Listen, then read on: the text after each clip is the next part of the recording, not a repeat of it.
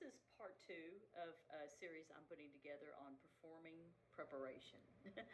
Say that 20 times fast. So, I'm going to talk about some things to do in performing and preparing to perform. In the first one, I think I talked about some various topics, but in this particular part of the video, I'm going to talk about song selection. That's really important when you're preparing for a performance.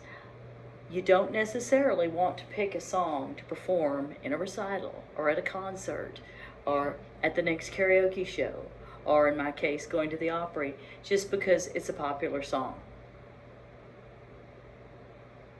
You're going, what? But I like blah, blah, blah, blah, blah. You need to be aware, first of all, when you pick a song, your abilities. What can you perform that sounds easy to play by the time the performance comes around? What can you perform that's going to sound effortless and be enjoyable both for you and the audience? You don't want the experience to become this, where the audience is sitting there going, this kid's struggling, or this woman is struggling. When is this song going to be over? That's the worst thing that can happen in a performance. What instead you want is to have the song so well prepared that you can play it with your eyes closed, or you can play it and be distracted by a baby crying. A baby crying, or like I talk about, things that can distract you in an audience. Baby crying, old man in the back coughing. There's all sorts of things. Mom standing up to take a picture. Little kid trying to wave at you while you're on the stage.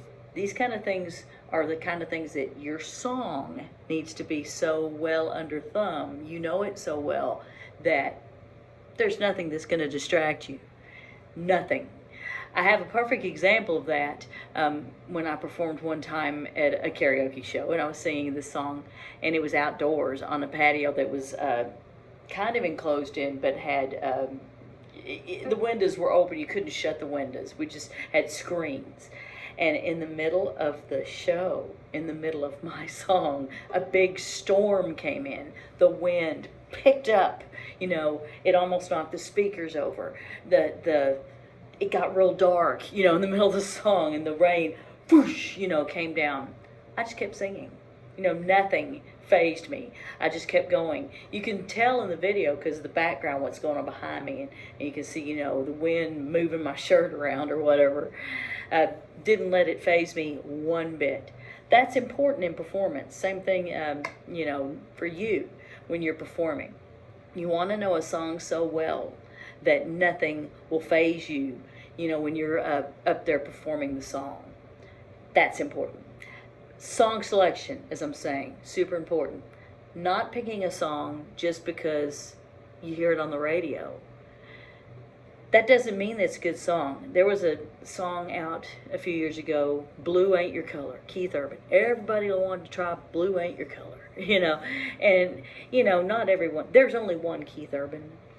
And when he would sing the song, when he sings the song, he's got a very high voice. And I remember hearing a lot of men try to sing it and really failing, epic fail, You got to pick a song that's going to suit you, suit your style, suit your range, and suit your audience.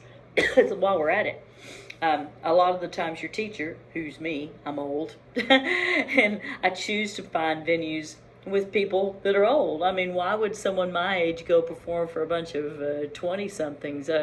Nobody would want to hear their mom sing, or their grandma in my case. So I perform for older people a lot of the time.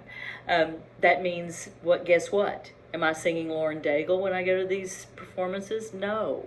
I work on that stuff with some of you guys because you like it. But do I perform that type of music? No. I'm performing music that will suit the audience that I'm going to perform for. So when I sing at an Opry show and I look up the Opry and I figure out, hey, this Opry is in this town. Like when I performed in Gladewater, for example, Elvis Presley performed there, got one of his breaks there. Elvis, oh, I'm wearing an Elvis shirt. Yeah, the older music was definitely a hit at that Opry show, so I stuck to Patsy Cline, Loretta Lynn, songs from that same kind of time frame. and it was a hit. That worked well there.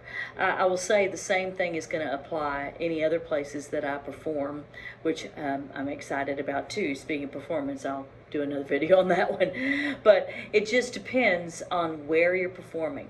Now, for my students and for this video and for the sake of using this for lesson purposes for my students, most likely your performance is going to be for a mix of ages. Either you're performing at school, you might be performing with your group at school, choir, band, a talent show, something of that nature. You might be performing with your theater group at school, maybe doing some musical theater, which some of my students do that, which means in the audience at any of those performances, you're going to have a mix. You're going to have a mix of students that are your age, kids your age, kids a little older than you, kids a little younger than you because of siblings. You're also going to have some parents there. Definitely always have to keep parents in mind when you're performing, and the younger ones in mind. It's if you have to question the song you're picking, if you have to question the lyrics, if you have to question, is this song, do I have to change a word to make it not be a naughty word? Don't do it. Just don't do it.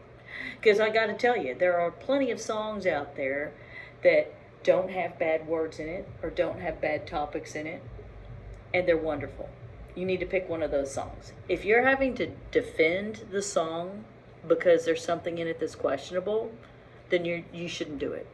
That's my opinion. There's plenty of music, like I say. I have strong feelings about that because I, as a parent myself, and I raised a wonderful daughter who's now about to be, full grown up. She's going to be 21 this month. But I never had to worry about going, I'm performing something in public, I'm going to have to explain to my child later. No regrets on anything I've ever picked to play or sing or anything like that in public where I have to go back and go, I'm sorry, Catherine, I'm sorry I did something that could embarrass our family. No, you shouldn't go there. Don't go there. You don't need to put yourself in that situation when you're picking music because there's so much great music. Like I say, at recitals, picking music for recitals, I'm here to help you definitely when we pick music for recitals. That's actually one of my number one jobs, and one of the things I enjoy the most is helping a student find a perfect song that's going to showcase what they've done with me and showcase some of their talents. I'm real good at that. I was always good at picking music for the band so that they would do well at performances, get ones at competition, win trophies, because I know how to pick music for groups and individuals. So trust me when I say I can pick music that you will like. I usually let the student have a big say in it, by the way.